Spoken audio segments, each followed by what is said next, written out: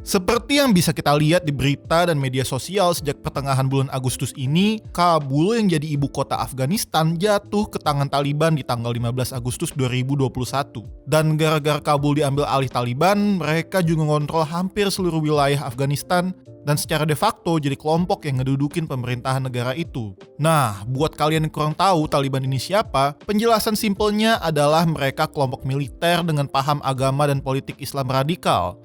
Ya, kalau kata banyak pemerintahan dan organisasi internasional sih, mereka adalah kelompok teroris. Dan secara fakta emang bener, karena tindakan teror yang mereka lakukan di Afghanistan serta daerah sekitarnya, serta asosiasi kelompok ini sama teroris grup lainnya. Cuma pertanyaannya adalah, lo pada tahu nggak sih kejadian-kejadian bersejarah apa aja yang ngebawa Afghanistan ke jalur ini? Well, gak usah lama-lama lagi, tontonin videonya sampai habis dan inilah Jejak History.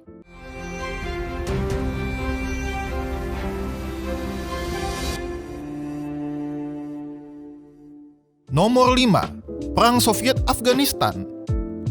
Jadi tuh event pertama yang bisa dibilang jadi latar belakang terciptanya Taliban dan yang ngebawa Afghanistan jadi seperti sekarang adalah perang dengan Uni Soviet dari tahun 1979 sampai 1989 guys. Latar belakang perang ini adalah gara-gara kepentingan Uni Soviet di Afghanistan yang letaknya di antara Asia Tengah dan Selatan. Makanya Uni Soviet juga menyebarkan paham komunisme mereka dan juga memberi bantuan ke kelompok-kelompok komunis di Afghanistan yang menyebabkan terbentuknya Republik Demokratik Afghanistan dengan ideologi komunis dan didukung oleh Uni Soviet. Nah, gara-gara Republik Demokratik Afghanistan ini terbentuk, Uni Soviet langsung turun tangan dan ngirim tentara ke situ dengan harapan daerahnya bisa stabil dan tetap di bawah pengaruh Soviet dan komunisme. Dan tentunya kejadian ini direspon sama Amerika Serikat yang lagi perang dingin lawan Soviet dan juga diikutin respon dari sekutu-sekutunya negeri Paman Sam. Cuma dalam perang ini, Amerika Serikat gak langsung turun tangan. Malahan mereka ngasih bantuan persenjataan dan finansial ke kelompok-kelompok mujahidin, yaitu kelompok militer Muslim Afghanistan, supaya bisa ngelawan Uni Soviet. Cuma nih ya, bantuan ini gak disalurin langsung oleh USA, tapi dikasih lewat pihak ketiga yaitu Pakistan yang berbatasan dengan Afghanistan. Selain itu, orang-orang pemeluk agama Muslim dan berbagai negara, terutama Arab Saudi dan negara Timur Tengah lainnya, juga ikut membantu kaum mujahidin dengan bertarung bersama mereka. Salah satunya adalah Osama bin Laden sendiri yang ujungnya memimpin Al-Qaeda dan beraliansi dengan Taliban. Dan gara-gara perang ini, banyak anak-anak dan pemuda Afghanistan yang mengungsi ke Pakistan.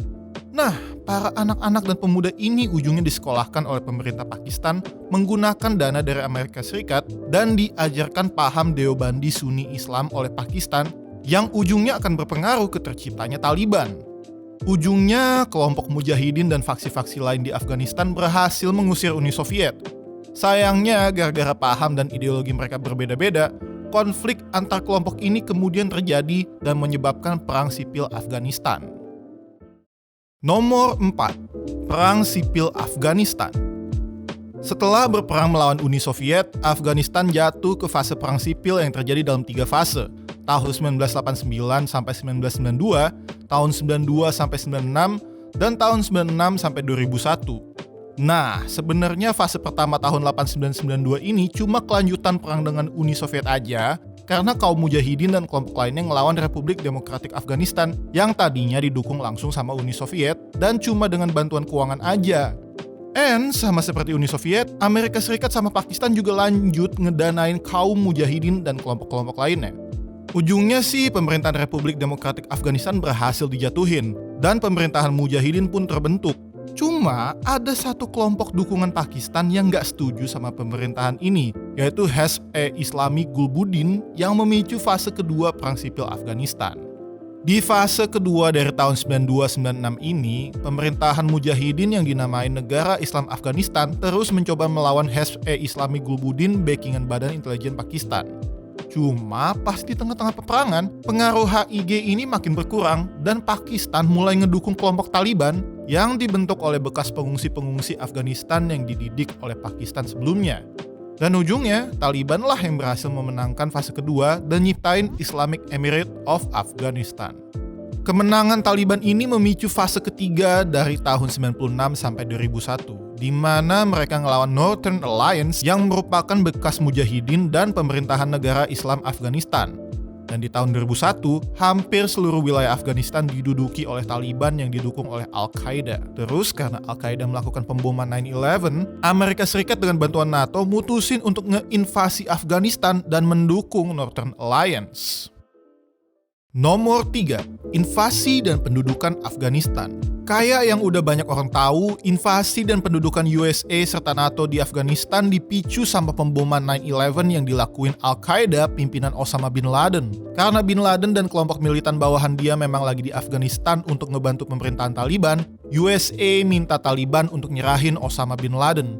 Cuma menurut Taliban, Osama ada di bawah perlindungan mereka karena budaya kaum Pashtun Afghanistan yang melarang orang yang sedang tinggal bersama mereka untuk disakiti atau dihianati. Ya, karena USA waktu zaman George W. Bush udah keburu ngebet banget buat perang, mereka langsung ngelakuin invasi bersama NATO ke Afghanistan pada tanggal 7 Oktober 2001. Amerika dan NATO langsung mendukung Northern Alliance yang isinya bekas pemerintahan Afghanistan sebelumnya dan berusaha untuk ngalahin Taliban dan ngebentuk pemerintahan baru lagi yang berhasil mereka lakuin di tahun 2003 dengan terciptanya pemerintahan transisi Afghanistan yang kemudian menjadi Republik Islam Afghanistan di tahun 2004. Kemudian sekitaran tahun 2003-2004 bisa dibilang pemerintahan Taliban runtuh karena USA, Sekutu dan Northern Alliance berhasil ngambil alih ibu kota Kabul dan ngebentuk Republik Islam Afghanistan tadi. Makanya selama beberapa tahun setelah itu, Taliban jatuhnya cuma kelompok-kelompok pemberontak yang gak punya kedaulatan tersendiri di Afghanistan. Cuma karena fokus perangnya adalah melawan terorisme, Amerika Serikat lanjut netep di Afghanistan untuk ngancurin Taliban dan juga Al-Qaeda karena Osama Bin Laden masih belum ditemuin. Dan akhirnya di tahun 2011, Amerika Serikat berhasil ngebunuh Osama Bin Laden yang ternyata sembunyi di Pakistan. Hal ini bisa jadi hint kalau Taliban dan Al-Qaeda juga masih dapat dukungan dari Pakistan yang emang udah mereka lakuin dari dulu banget, bahkan sejak perang lawan Uni Soviet. Setelah Bin Laden wafat, kebijakan Amerika Serikat di Afghanistan pun mulai berubah dan mulai tahun 2013-2014, tentara-tentara US dan NATO mulai ditarik dari situ supaya pemerintah Republik Islam Afghanistan bisa ngatur negara mereka sendiri. Ternyata kebijakan ini bisa dibilang fatal untuk kedepannya yang bakal berujung di perjanjian antara Amerika Serikat dan Taliban sampai kejatuhnya Kabul ke tangan Taliban. Nomor 2, Perjanjian Amerika Serikat-Taliban. Di tanggal 29 Februari 2020, sekitar 19 tahun setelah Amerika Serikat datang ke Afghanistan untuk melawan Taliban dan Al-Qaeda, Donald Trump yang waktu itu masih jadi Presiden Amerika Serikat kongko-kongko bareng Taliban di Doha, Qatar untuk nandatanganin perjanjian damai antara kedua belah pihak. Dan sebenarnya perdamaian antara US dan Taliban ini udah dimulai sejak beberapa tahun sebelumnya. Nah, dalam perjanjian ini, Amerika Serikat udah ngasih janji buat narik semua pasukan mereka dari Afghanistan di tahun 2021. Dan sebenarnya hal ini US udah lakuin pelan-pelan sejak tahun 2014. Sebagai gantinya, Taliban bakal hentiin kerjasama mereka dengan Al-Qaeda yang masih dicap sebagai organisasi teroris oleh Amerika Serikat. Selain itu, Amerika juga bakal nutup markas militer mereka di Afghanistan dan nyetop sanksi ekonomi yang mereka kasih ke Taliban. Dan ternyata persetujuan ini berhasil ditandatangani sama kedua belah pihak yang berarti semua persyaratan diharapin bakal dilanjutin dan dilakuin. Cuma yang jadi perhatian adalah pemerintah Republik Islam Afghanistan malah nggak ikut dalam perjanjian ini yang nimbul pertanyaan antara hubungan Taliban sama pihak pemerintah Afghanistan tanpa campur tangan negara luar. Cuma ujungnya malah proses perdamaian antara Taliban dan pemerintahan Republik Islam Afghanistan malah nggak berlanjut karena Taliban sendiri makin ningkatin serangan-serangan mereka dan pihak pemerintah nggak ngebebasin tahanan-tahanan Taliban. Well, hal inilah yang ngebikin Taliban lanjutin perlawanan mereka terhadap pemerintah yang nyampe puncaknya pas Kabul jatuh di tanggal 15 Agustus 2021. Nomor 1, jatuhnya Kabul. Kayak yang tadi gue udah bilang, Taliban ternyata ningkatin penyerangan mereka terhadap Republik Islam Afghanistan setelah nandatanganin perjanjian sama Amerika Serikat tahun lalu. Dan sebenarnya pemerintah Afghanistan sendiri udah punya keinginan buat diskusi soal perdamaian sama Taliban. Cuma karena berbagai faktor, ujungnya perdamaiannya gagal dicapai yang ngebikin Taliban dan pemerintah balik berantem. Nah, sebelum Taliban mulai nyerang lagi, Presiden Amerika Serikat Joe Biden udah ngumumin kalau nggak bakal ada lagi tentara US di Afghanistan pas tanggal 11 September 2021 yang papasan sama perayaan 20 tahun serangan 9/11. Dan dari pendapat Joe Biden sendiri, katanya nggak akan ada konflik yang terjadi antara Taliban dan Afghanistan dan Amerika Serikat nggak bakal ikut campur.